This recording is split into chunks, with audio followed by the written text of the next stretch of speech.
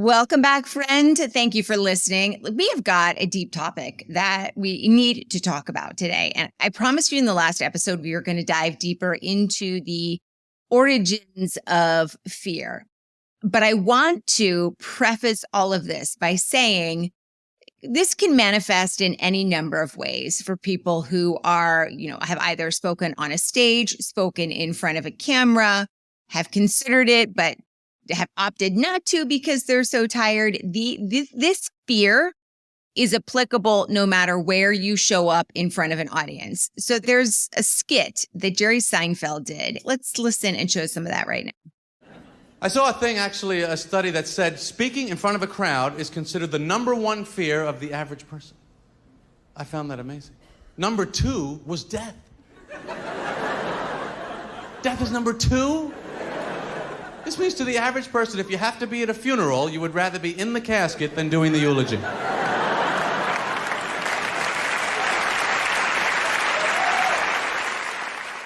The fear of public speaking is very deep, and we may understand it as, we don't want everybody looking at us, and we're afraid of being judged, and we have a fear of rejection or lowered status if we make a big mistake. And status sounds superficial, but if you keep diving into the why, very often it ends up as, I don't want to experience lowered status by rejection, by judgment, by fear, by making a mistake that will hurt me or hurt my family or affect people's opinions of me. I'm going to dive into that in a second, but I want you to know that you're not alone and this fear pops up for so many people. There was a study done back in the early 2000s or late 90s out of University of Southern California.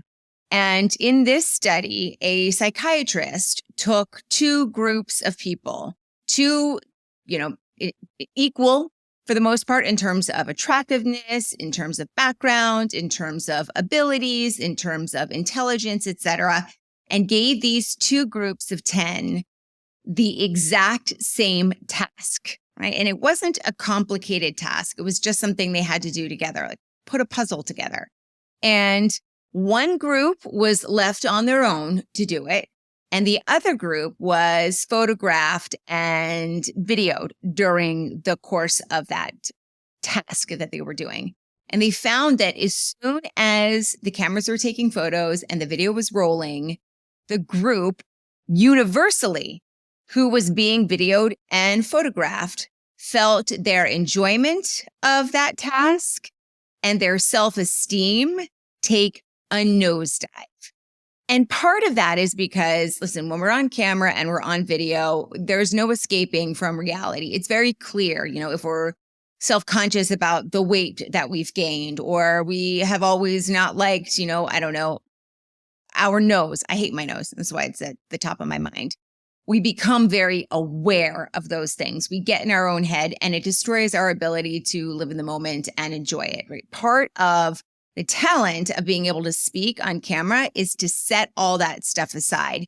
You may feel it. You may still think it. I still hate my nose. And I sometimes hate the way my mouth moves when I talk. However, I've learned to compartmentalize it so that it is out of my mind and I'm not thinking about it when I am speaking on camera or I am speaking on a stage. Like I can actually talk about it and it still doesn't affect me. Once you begin to get in your head about those things, you have these sort of 2 divergent trains of thought.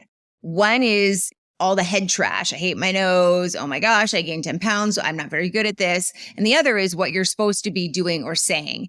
And unless you're very skilled and very savvy, it's very hard to bring those 2 trains of thought back together again. That is where the challenge lies. The practice comes in not caring any longer about the 10 pounds or the size of your nose or whatever it is that bothers you, but being able to compartmentalize it and just sort of dissociate from it and continue on. And that's what I had to learn pretty much when I was in the news, because I was doing it every day. If I got in my head, and I did plenty of times, especially when I first started, it was a done game. And so when you take the fear of public speaking and you talk about bringing that onto a camera where, you are going to be judged by strangers at scale and it's going to live on the interwebs forever. And people can comment from, the cheap seats about your nose or your weight or whatever it is, along with whatever you're saying. Those are like two perfect storms combined into one megastorm. All right. So let's talk about where the fear, we understand, what this is. Why are we so scared of it? And it goes way, way back to our caveman brain or our reptilian brain, as people call it sometimes as well. And the fear of being seen, the fear of being on camera, the fear of being watched has many different terms. There's a lot, that's glossophobia, and there's a bunch of different ones. The one that I'm talking about specifically here is called scopophobia. And it is the fear of being seen and getting up in front of people. It's the actual phobia part of the public speaking and the speaking on camera. Now that we understand the definition and that it goes way back millennia, we begin to understand why we have such a problem overcoming it. But let me tell you how it started millennia ago. When we were out of the cave and, away from our caveman clan, we were at a great danger of being attacked. There was a saber-toothed tiger around every corner. There was a hungry crocodile in every watering hole. And there was a giant venomous snake under every rock and hanging from every tree. And so, especially when we were alone and we were up on the horizon hunting or gathering or whatever it was that we were doing, we were trying to be as small as possible. We wanted to be quiet. We didn't want to make any sort of sudden or big movements. And we sort of sulked and skulked along, the ground doing what we needed to do, especially when we were alone. And the reason for that is when you are by yourself and you are on the horizon and you are making, loud noises and big movements, you draw the attention of every single predator around you. You make yourself vulnerable. Okay? So these pieces are hopefully beginning to come together for you. Now, additionally, if you were kind of like near some of the members of your clan, right, they have the same fears that you do. And if you made these loud noises and these big movements near the clan, you also drew the predator's attention to them. So not only were you likely to be eaten or seriously injured by a predator, you were also going to be rejected by your cave members, lowered status, because you just put them in jeopardy as well. So they are rejecting you. They are kicking you out of the cave because you can't control yourself. And now it is a sure, likely painful death for you. And so all of those elements come together: rejection, lowered status, mistakes, death. And when you are up on a stage or you are in front of a lens, your caveman brain thinks about past experiences that you have had where things maybe haven't gone right and you've created a false belief and a story around it.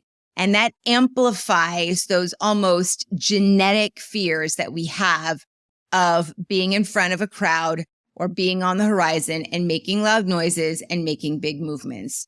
You view the crowd as a predator, not consciously, but when that fear creeps up, that's what your body is telling you. That crowd is hostile and that crowd wants to attack you. And if you make a mistake, the people who you hope for support, your family and your friends, will reject you.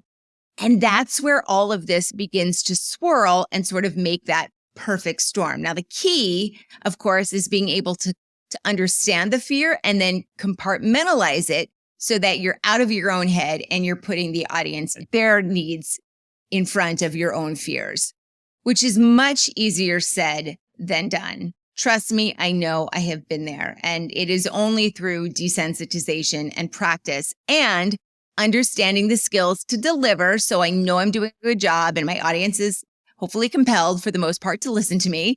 It is the combination of all of those things, the skill, the practice, the being able to compartmentalize and then make that connection with the audience. Again, this applies whether you're on a stage, a physical stage, or you are on a virtual stage, much like if you're watching or listening to this, I am on a virtual stage. And so one of the things that people try and do when they are practicing this, on camera part or on the stage is that they make a mistake and then they stop and they start all over again. And it's because most of the time you're trying to get it perfect. That will never happen. Even the best orators, on-camera personalities, whatever, it doesn't matter. They all make a mistake. President in a presidential address, a CEO making a statement to the press or to their team, you on social media, live or recorded, it will absolutely 100% never be perfect. And so if you're not able to figure out how to navigate that mistake in real time, you are going to create a world of difficulty for you when it comes to putting yourself on video for a few reasons. When you are able to navigate those mistakes in real time, you give yourself the ability to do live streams, live presentations, and so much more because you know you can handle whatever comes your way. That part grows confidence and you begin to stop overthinking things. And then when you have that part down, it makes the creation of recorded video or audio like this so much easier as well because you're not overthinking it. You're not doing 85 takes. In this case, I'm doing one. Now, if you're doing a social media post, a video post, maybe you'll do 2 or 3, but you're not going to do 100. Or if you're doing a video brand story for your website, you're not going to need to do a bazillion because you're seeing mistakes that other people don't. But practicing through them gives you the muscle memory and the skills to navigate out of that mistake when it happens in real time, and it builds the confidence so that your creation of recorded content is much quicker and much more efficient. That is what changed things for me back when I was a news anchor. It was when I had to navigate. I had built the skills and all that other good stuff, but I was still reliant on trying to be perfect. When I had to let go of a script during breaking news and everything went to shit, and I managed to come through on the other side and dig my way out of whatever hole I had dug myself into or technology had dug the whole show into, or my colleagues had made a mistake that I had to correct. When I realized that I could fix all of that on the fly, that's when everything began to really change for me. And so in order to be able to navigate those moments when they happen in real time, you've got to be able to practice through them. You're practicing not for perfection, but for preparation, so that when you lose your train of thought and you are on a live stream or doing Q&A on a national TV show or a local TV show or whatever it is, you know how to handle it. If you don't practice that, you will never know how to handle it, and you will be flustered and nervous every time because you don't know what to do if you make a mistake. The other thing that people have a tendency to do is to try and suppress the fear, which really gives you absolutely no agency over it. You're just going to try as much as you can to say it's not there, right? I'm not feeling nervous. A couple of suggestions on that. I want you to try and reframe that nervousness as excitement. Now, it takes some practice. It's not a perfect solution, but if you can reframe that nervousness as excitement so that you can deliver with a lot of energy and a lot of gusto, and you into it, and you use the stage or you use the lens or whatever the case may be, you can use that nervous, anxious energy to your benefit. It will work for you. And I would let you know that man, no matter how good somebody is at speaking on camera or how good somebody is as a public speaker, there's always some butterflies. I've never gotten up on a stage and didn't feel some sort of nervous or exciting energy. 2-3 minutes in, I'm not thinking about it anymore because I've learned to compartmentalize it, and I am super focused on the audience's reaction and making them laugh and having fun and using props on the stage or around me spontaneously, whatever it is, right? So recognize that nervous and anxious energy can be used to your benefit. The second part is giving yourself some agency over it. So I mentioned suppression. Don't do that. What I want you to do is imagine anxiety, sitting on your shoulder and telling you, oh man, you're going to like really suck at this. You probably shouldn't do it. Don't put your face on social media or don't put your face on TV or whatever. And a lot of times we allow that anxiety to dictate our decisions. Don't do that. Acknowledge that anxiety. Hi, I see you there sitting on my shoulder. Okay, you're going to be there for a little while. I'm going to use you to my benefit. And then I'm going to say good. I see you. Enjoy the, stop on my shoulder, but I'm still going to do my stuff.